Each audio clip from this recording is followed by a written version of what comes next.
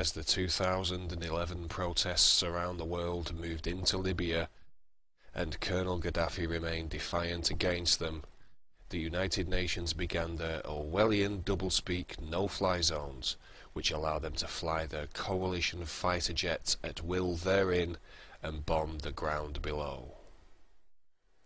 Let us cast our eye back upon the previous revolutionary protest that had occurred just a month or so before in the country just next door to Libya, Egypt.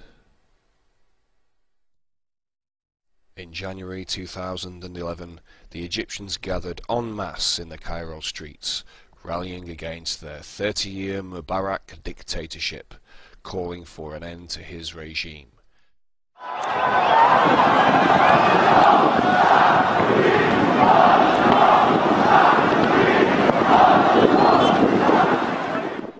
But what about the inception of this eventual revolution? How did it all begin?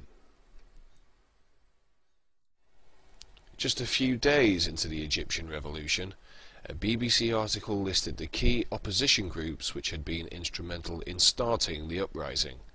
At the top of this list was featured a group called the April 6 Youth Movement.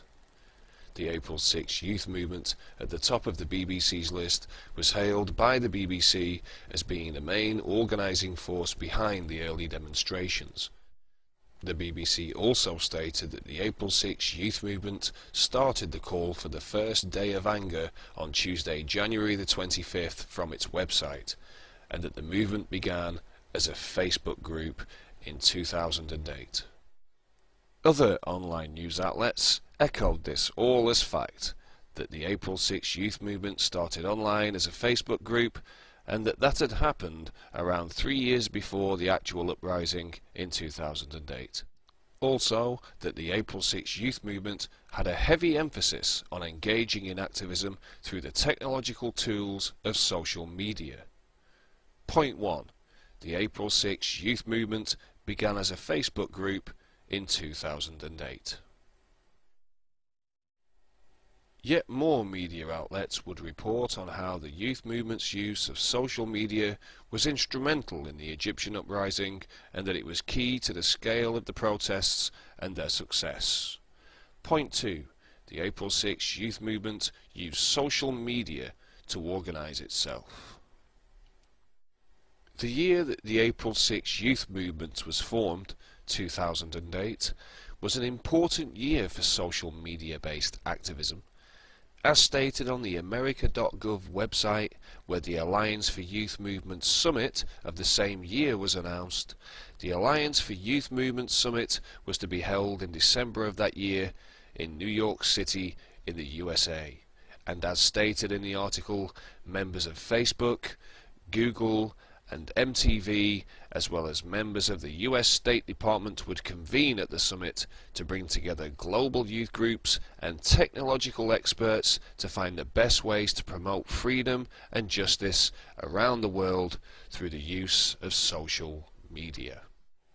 The Alliance for Youth Movement Summit also has its own website called movement.org, whereupon you may find its mission statement to promote and instruct grassroots activism throughout the world with an emphasis on technology and social media. The summit's list of attendees makes for very interesting reading.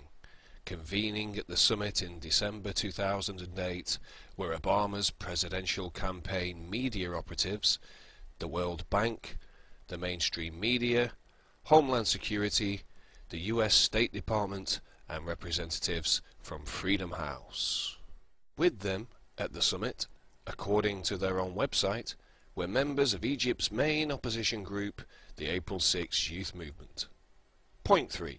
The April 6 Youth Movement attended the Alliance for Youth Movement Summit in New York City in December 2008, just 8 months after they were formed, which was also attended by big-time US establishment operatives. This summit, which the April 6 Youth Movement attended, had some instantly recognizable branding from some very well-known corporate sponsorship: Pepsi and MTV, CBS and MSNBC. The word of massive protest to oust unpopular leaders, first in Tunisia, now in Egypt, was spread not by posters or meetings or word of mouth. It spread at the speed of the internet by email, Twitter, cell phone, and instant messaging. Listen. And this is why you're seeing this kind of brush fire effect in the Middle East, where revolutions are popping up in just about every dictatorial and autocratic regime in the region. And when the Egyptian government cut off internet service, some were able to get around the cutoff because of help from a global internet site, including a Facebook page with 270,000 followers called Alliance for Youth Movements. It began under former Secretary of State Condi Rice, continued by Secretary Clinton with the help of Google and others. It's been coaching Democratic groups in advance on how to use social media to organize and how to circumvent any governmental interference. Point 4. The Alliance for Youth Movement Summit, attended by the April 6 Youth Movement, had some heavy Western corporate sponsorship. A co-founder of the Alliance for Youth Movements.org, Jared Cohen, has a colourful history. His profile states he was an adjunct fellow at the Council on Foreign Relations and worked under successive Secretaries of State, Condi Rice of the Bush administration and Obama's Hillary Clinton. Point 5. The Alliance for Youth Movement was founded by an ex-government official. One of the attendees of the AYM Summit in 2008 was Freedom House, a supposedly independent, freedom-loving organisation that receives vast amounts of US government funding. In 2009, Freedom House sent a high-level delegation to Egypt. Point 6. The AYM Summit in 2008 was attended by Freedom House, who sent a delegation to Egypt in 2009, a year after the AYM Summit in New York and 2 years before the protests in Egypt.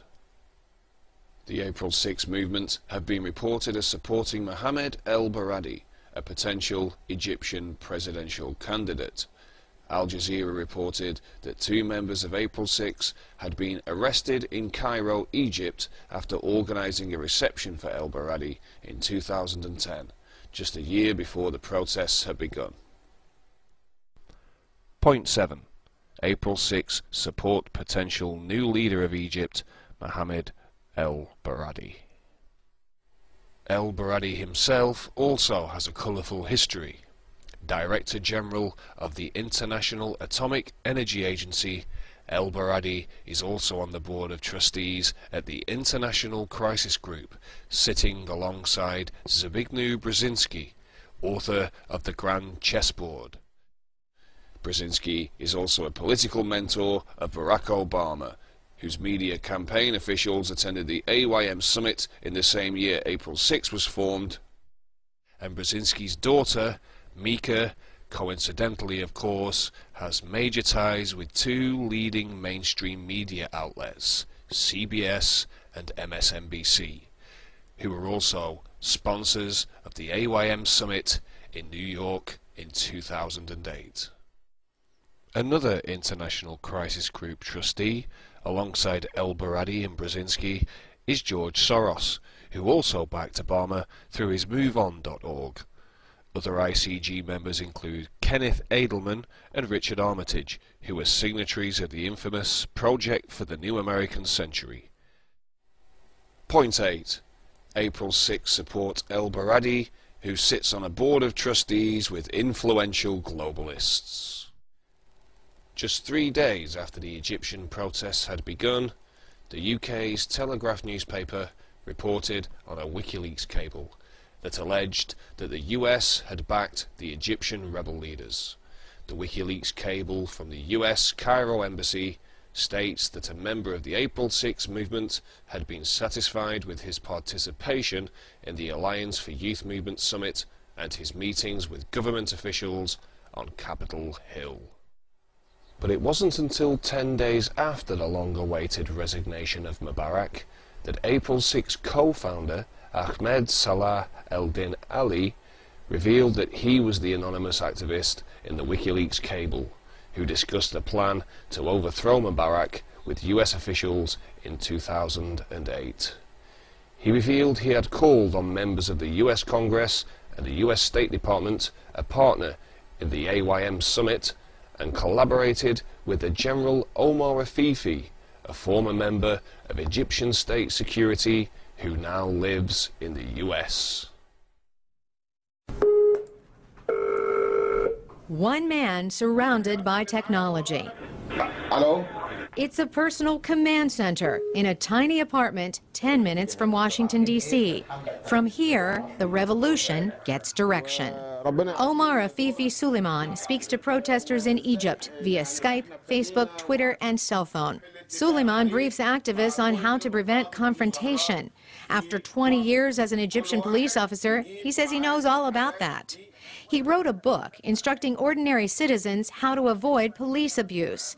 The book was banned in Egypt, and Suleiman says death threats forced him out of the country, to America, where he says he's been waiting 3 years to start a revolution.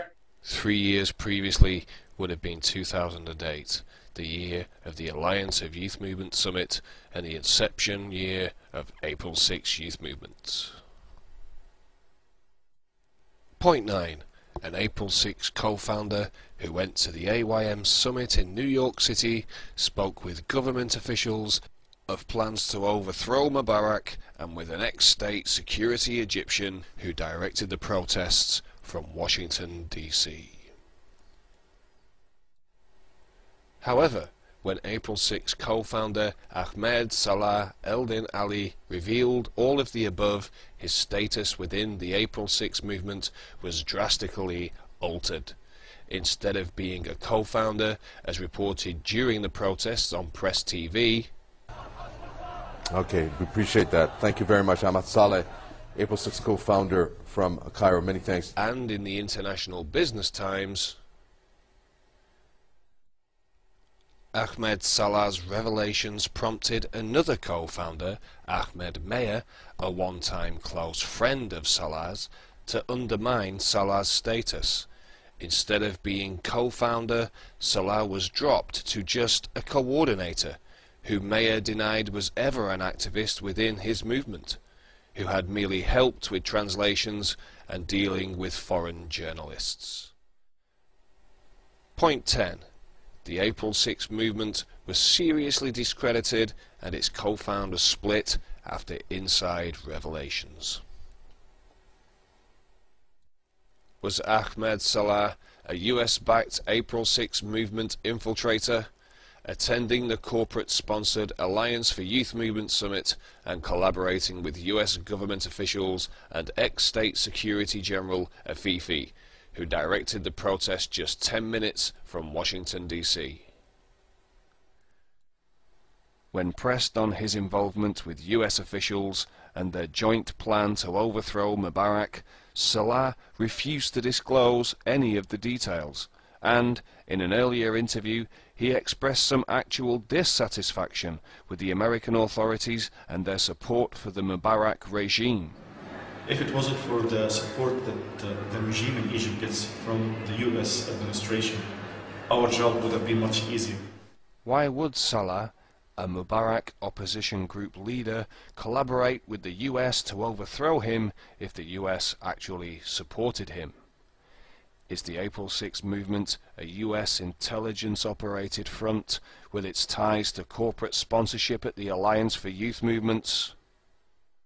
Was it a tactical switch by the left-right paradigm controllers from the right-wing warmongering Bush regime to the leftist revolutionary change of Obama for yet more global domination? Utilizing intelligence-backed technology and social media once more to influence public opinion and implement political reform. Is a corporation and intelligence-backed people's uprising really a people's uprising at all? And what about next door in Libya? Is that too a manufactured dissent?